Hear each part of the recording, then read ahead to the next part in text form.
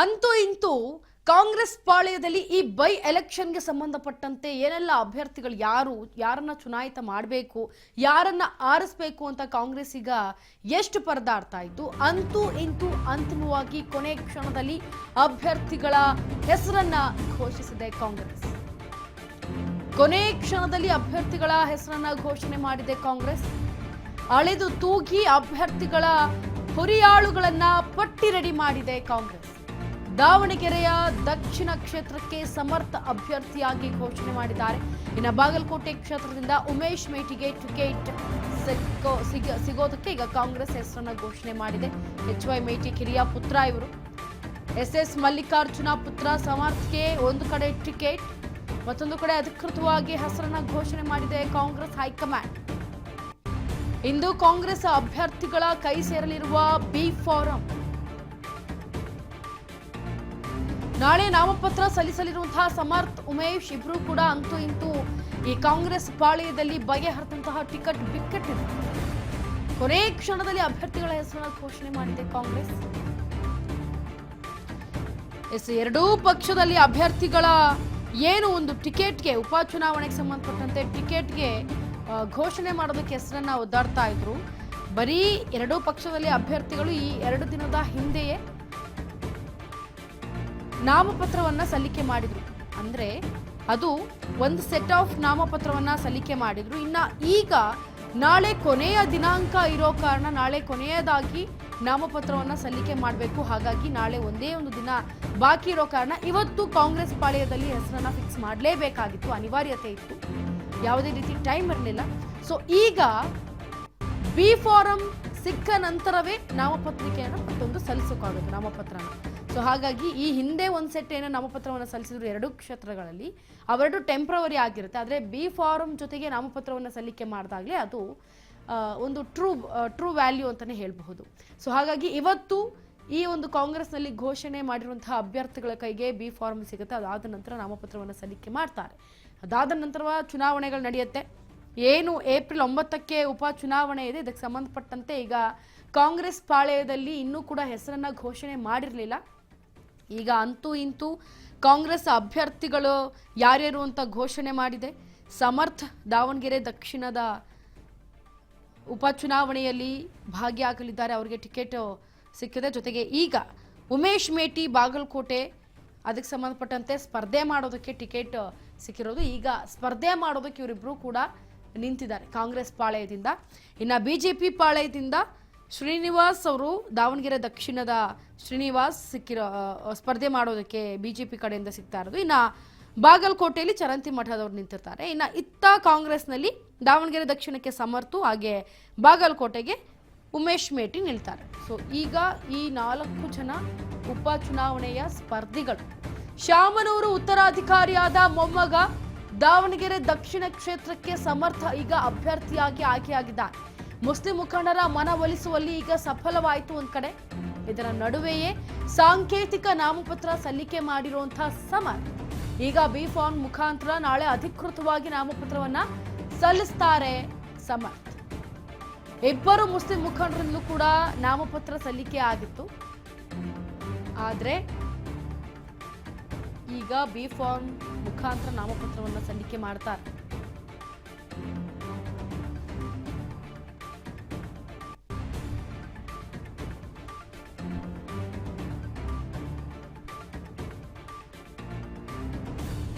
ನೋಡಿ, ಅಂತೂ ಇಂತೂ ಈ ಒಂದು ಕಾಂಗ್ರೆಸ್ನಲ್ಲಿ ಯಾವ ರೀತಿಯಾಗಿ ಯಾರಿಗೆ ಕೊಡಬೇಕು ಟಿಕೆಟ್ ಅನ್ನೋದು ಬಗೆಹರಿಯದೇ ಇದೆ ಅನ್ನೋ ನಿಟ್ಟಿನಲ್ಲಿ ಅಂತೂ ಇಂತೂ ಕೊನೆ ಕ್ಷಣದಲ್ಲಿ ಕಾಂಗ್ರೆಸ್ನಲ್ಲಿ ಅಭ್ಯರ್ಥಿಗಳ ಹೆಸರನ್ನು ಘೋಷಣೆ ಮಾಡಾಯಿತು.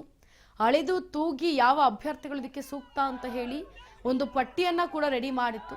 ದಾವಣಗೆರೆ ದಕ್ಷಿಣ ಕ್ಷೇತ್ರಕ್ಕೆ ಈಗ ಸಮರ್ಥ ಅಭ್ಯರ್ಥಿಯಾಗಿ ಘೋಷಣೆ ಆದರೆ ಇತ್ತ ಬಾಗಲಕೋಟೆ ಕ್ಷೇತ್ರದಿಂದ ಉಮೇಶ್ ಮೇಟಿಗೆ ಟಿಕೆಟ್ ಸಿಕ್ಕಿದೆ. ಈಗ ಇವರು ಸ್ಪರ್ಧಿಗಳು.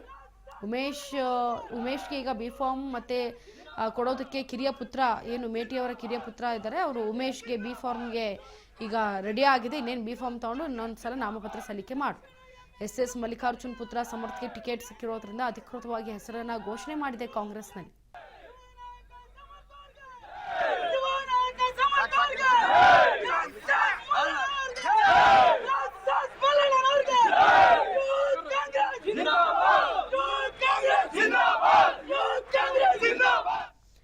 ಇದ್ರ ಬಗ್ಗೆ ಹೆಚ್ಚಿನ ಮಾಹಿತಿಯನ್ನ ಕೊಡೋದಕ್ಕೆ ನೇರ ಸಂಪರ್ಕದಲ್ಲಿ ಈಗ ನಮ್ಮ ಪ್ರತಿನಿಧಿ ಬಸವರಾಜು.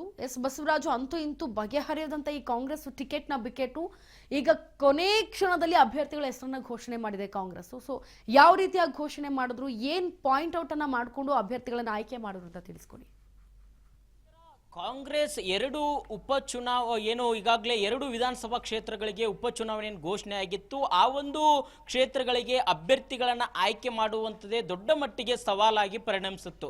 ಅದರಲ್ಲೂ ಪ್ರಮುಖವಾಗಿ ದಾವಣಗೆರೆ ದಕ್ಷಿಣ ವಿಧಾನಸಭಾ ಕ್ಷೇತ್ರದಂತೂ ದೊಡ್ಡ ಮಟ್ಟಿಗೆ ಕಗ್ಗಂಟಾಗಿ ಕೂಡ ಪರಿಣಮಿಸಿತ್ತು. ಇತ್ತ ಬಾಗಲಕೋಟೆ ವಿಧಾನಸಭಾ ಕ್ಷೇತ್ರದಲ್ಲಿ ಒಂದಿಷ್ಟು ಕುಟುಂಬದಲ್ಲೇ ಒಂದಿಷ್ಟು ಫೈಟ್ ಕೂಡ ಏರ್ಪಾಟಾಗಿತ್ತು. ಅದನ್ನು ಕೂಡ ಒಂದಿಷ್ಟು ಸವಾಲು ಕೂಡ ಆಗಿತ್ತು.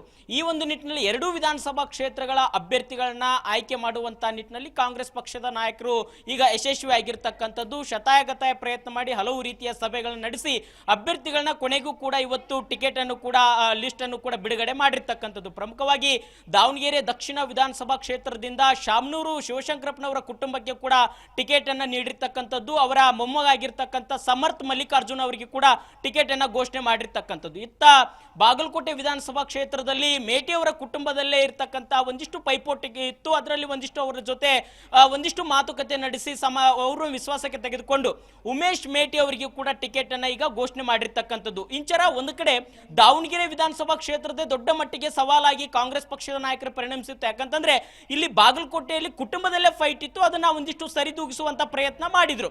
ಆದ್ರೆ ಇಲ್ಲಿ ದಾವಣಗೆರೆ ದಕ್ಷಿಣ ವಿಧಾನಸಭಾ ಕ್ಷೇತ್ರದಲ್ಲಿ ಒಂದು ಸಮುದಾಯಗಳ ನಡುವೆ ಒಂದಿಷ್ಟು ಪೈಪೋಟಿ ಕೂಡ ಏರ್ಪಾಟಾಗಿತ್ತು.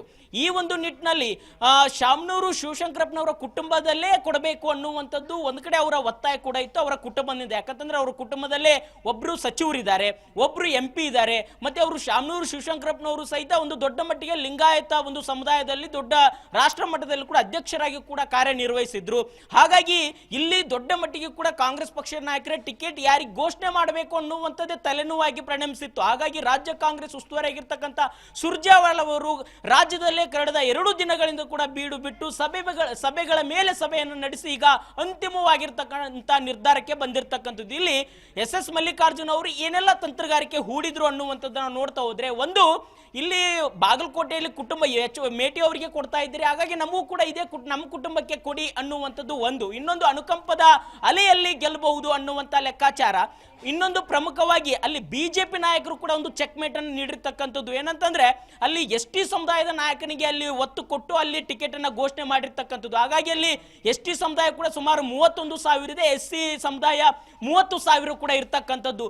ಇಲ್ಲಿ ಏನಾದ್ರೂ ಮುಸ್ಲಿಂ ಸಮುದಾಯಕ್ಕೆ ಏನಾದ್ರೂ ಕೊಡುವಂಥದ್ದಾದ್ರೆ ಇಲ್ಲಿ ಲಿಂಗಾಯತ SC ST ಇಲ್ಲಿ ಏನು ಮತಗಳು ಕೂಡ ಇಲ್ಲಿ ಒಂದು ಕೈ ಕೊಡುವಂತ ಸಾಧ್ಯತೆ ಕೂಡ ಕಾಂಗ್ರೆಸ್ ಪಕ್ಷದ ನಾಯಕರಿಗೆ ಒಂದು ಭೀತಿ ಕೂಡ ಉಂಟಾಗಿರ್ತಕ್ಕಂಥದ್ದು. ಹಾಗಾಗಿ ಅಲ್ಪಸಂಖ್ಯಾತ ಮತಗಳ ಜಾಸ್ತಿ ಕೂಡ ಇದಾವೆ, ಆದ್ರೂ ಸಹಿತ ಸಾಕಷ್ಟು ಒತ್ತಡವನ್ನು ಕೂಡ ಹಾಕಿದ್ರು. ಸಚಿವ ಜಮೀರ್ ಅಹಮದ್ ಖಾನ್ ಅವರು ಇರಬಹುದು, ಮತ್ತೆ ರಹೀಂ ಖಾನ್ ಅವರು ಇರಬಹುದು, ಹಲವು ಏನು ಅಲ್ಪಸಂಖ್ಯಾತ ಜನಪ್ರತಿನಿಧಿ ಇದ್ದಾರೆ ಕಾಂಗ್ರೆಸ್ ಪಕ್ಷದಲ್ಲಿ, ಅವರೆಲ್ಲರೂ ಕೂಡ ಒತ್ತಡವನ್ನು ಕೂಡ ಹಾಕಿದ್ರು. ಇಲ್ಲ, ಈ ಬಾರಿ ಏನು ದಾವಣಗೆರೆ ದಕ್ಷಿಣ ವಿಧಾನಸಭಾ ಕ್ಷೇತ್ರದಲ್ಲಿ ನಮ್ಮ ಸಮುದಾಯಕ್ಕೂ ಕೂಡ ಟಿಕೆಟ್ ಕೊಡಬೇಕು ಅನ್ನುವಂತ ನಿಟ್ಟಿನಲ್ಲಿ ಕೂಡ ಸಾಕಷ್ಟು ಒತ್ತಡ ಏರಿದ್ರು. ಆದ್ರೆ ಕಾಂಗ್ರೆಸ್ ಪಕ್ಷದ ನಾಯಕರು ಆ ಒತ್ತಡಕ್ಕೆ ಮಣಿಯದೆ ಇದೀಗ ಶಾಮನೂರು ಶಿವಶಂಕರಪ್ಪನವರ ಕುಟುಂಬಕ್ಕೆ ಕೂಡ ಟಿಕೆಟ್ ನೀಡಿರ್ತಕ್ಕಂಥದ್ದು. ಇಂಚರ ಬಸವರಾಜ್, ಈಗ ಮತ್ತೊಂದು ಕಡೆ ಏನು ಈಗ ಮುಸ್ಲಿಂ ಅವರು ಕೂಡ ನಾಮಪತ್ರವನ್ನು ಸಲ್ಲಿಸಿದ್ದಾರೆ. ಸೊ ಒಂದ್ ಕಡೆ ಮುಸ್ಲಿಂ ಅವರ ಮನವೊಲಿಕೆಯಲ್ಲೂ ಎಲ್ಲೋ ಒಂದ್ ಕಡೆ ಸಫಲರಾಗಿದ್ದಾರೆ ಮನವೊಲಿಸೋದಕ್ಕೆ. ಇದು ಯಾಕೆ ಇರಬಹುದು ಅಂತ? ಇಂಚರ ಒಂದ್ ಕಡೆ ಈಗಾಗಲೇ ಒಂದು ಟಿಕೆಟ್ ಅನ್ನು ಕೂಡ ಘೋಷಣೆ ಮಾಡಿದೆ ಕಾಂಗ್ರೆಸ್ ಪಕ್ಷದ ನಾಯಕರು. ಕೆಲವೊಂದಿಷ್ಟು ಮುಸ್ಲಿಂ ಸಮುದಾಯದ ನಾಯಕರು ಕೂಡ ಈಗ ನಾಮಪತ್ರ ಕೂಡ ಸಲ್ಲಿಕೆ ಮಾಡಿದ್ದಾರೆ. ಆದ್ರೆ ಅವ್ರನ್ನ ಕೂಡ ವಾಪಸ್ ತೆಗೆದುಕೊಳ್ಳುವಂಥದ್ದು ಕೂಡ ಮಾಡ್ತಾರೆ. ಯಾಕಂದ್ರೆ ಅಲ್ಲಿ ಮನವೊಲಿಸುವಂತಹ ಪ್ರಯತ್ನಕ್ಕೆ ಸಚಿವ ಜಮೀರ್ ಅಹಮದ್ ಖಾನ್ ಅವರಿಗೆ ಮತ್ತೆ ಅಲ್ಪಸಂಖ್ಯಾತ ಸಮುದಾಯದ ಶಾಸಕರಿಗೆ ಮತ್ತೆ ಅಲ್ಲಿ ಇರ್ತಕ್ಕಂಥ ಸ್ಥಳೀಯ ಮಟ್ಟದ ಮುಖಂಡರಿಗೂ ಕೂಡ ಜವಾಬ್ದಾರಿಯನ್ನು ಕೂಡ CM Siddaramaiah, DCM DK Shivakumar ಅವರು ಮತ್ತೆ ರಾಜ್ಯ ಕಾಂಗ್ರೆಸ್ ಉಸ್ತುವಾರಿಯಾಗಿರ್ತಕ್ಕಂಥ ಸುರ್ಜೇವಾಲಾ ಅವರು ಕೂಡ ನೀಡಿದ್ದಾರೆ. ಅದರ ಹೊಣೆಗಾರಿಕೆಯನ್ನು ಹೊತ್ತುಕೊಂಡು ಅಂದ್ರೆ ಮುಂಬರ್ತಕ್ಕಂಥ ದಿನಮಾನಗಳಲ್ಲಿ ಪಕ್ಷ ನಿಮಗೆ ಸೂಕ್ತವಾಗಿರ್ತಕ್ಕಂಥ ಅವಕಾಶವನ್ನು ಕೊಡುತ್ತೆ, ಒಂದು ಜವಾಬ್ದಾರಿ ಕೊಡುತ್ತೆ ನಿಮಗೆ ಯಾವುದೇ ರೀತಿಯಲ್ಲೂ ಕೂಡ. ಯಾಕಂತಂದ್ರೆ ಈ ಹಿಂದೆ ಕೂಡ ಉಪಚುನಾವಣೆಗಳಲ್ಲಾಗಿರ್ಬೋದು, ವಿಧಾನಸಭೆ ಚುನಾವಣೆಗಳಾಗಿರ್ಬೋದು, MP ಚುನಾವಣೆಗಳಲ್ಲಾಗಿರ್ಬೋದು, ಅಲ್ಲಿ ಆ ಒಂದು ಸಂದರ್ಭಗಳಲ್ಲಿ ಯಾರ್ಯಾರಿಗೆ ಟಿಕೆಟ್ ಅನ್ನು ಕೈ ತಪ್ಪಿದೆ ಅವರಿಗೆಲ್ಲರಿಗೂ ಕೂಡ ಒಂದಿಷ್ಟು ವಿಶ್ವಾಸ ತೆಗೆದುಕೊಳ್ಳುವಂತಹ ಪ್ರಯತ್ನ ಮತ್ತೆ ಅವರಿಗೆ ಮುಂದೆ ನಿಮಗೆ ಅಧಿಕಾರವನ್ನು ಕೊಡ್ತೇವೆ ಅದರ ಭರವಸೆಯನ್ನು ಕೊಟ್ಟು ಕೂಡ ಅದರ ಯಶಸ್ವಿ ಕೂಡ ಆಗಿರ್ತಕ್ಕಂಥ. ಕೆಲವರಿಗೆ ಅವರಿಗೆ ಅವರ ಏನು ಭರವಸೆ ಕೊಟ್ಟಿದ್ರು ಅದಂತೆ ಕೂಡ ಅವರಿಗೆ ಅವಕಾಶ ಮಾಡಿಕೊಟ್ಟಿದ್ದಾರೆ.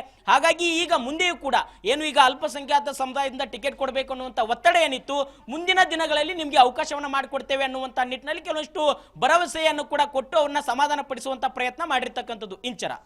ಎಸ್, ಧನ್ಯವಾದ ಬಸವರಾಜ್ ನಿಮ್ಮೆಲ್ಲ ಡೀಟೇಲ್ಸ್ಗಾಗಿ.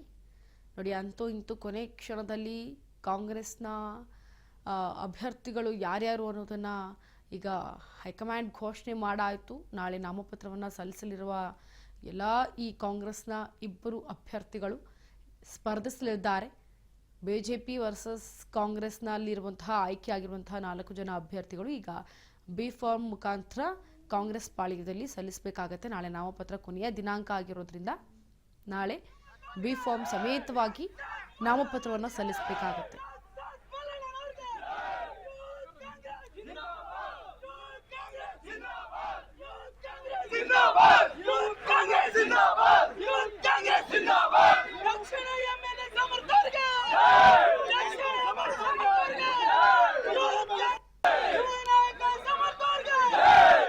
ನೋಡಿ, ಏಪ್ರಿಲ್ 9ಕ್ಕೆ ಉಪಚುನಾವಣೆ ಇದೆ. ಹಾಗಾಗಿ ಎರಡೂ ಪಕ್ಷದಲ್ಲಿ ಅಭ್ಯರ್ಥಿಗಳು 2 ದಿನದ ಹಿಂದೆಯೇ ಒಂದು ಸೆಟ್ ಆಫ್ ನಾಮಪತ್ರವನ್ನು ಸಲ್ಲಿಕೆ ಮಾಡಿದ್ರು. ಆದರೆ ಏನು ಅಧಿಕೃತವಾಗಿ ಬಿ ಫಾರ್ಮ್ ಸಮೇತವಾಗಿ ನಾಳೆ ನಾಮಪತ್ರವನ್ನು ಸಲ್ಲಿಸಬೇಕಾಗಿತ್ತು. ಈ ಒಂದು ನಿಟ್ಟಿನಲ್ಲಿ ಕಾಂಗ್ರೆಸ್ ಪಾಳ್ಯದಲ್ಲಿ ಇನ್ನೂ ಕೂಡ ಹೆಸರುಗಳು ಕೇಳಿ ಬಂದಿರಲಿಲ್ಲ.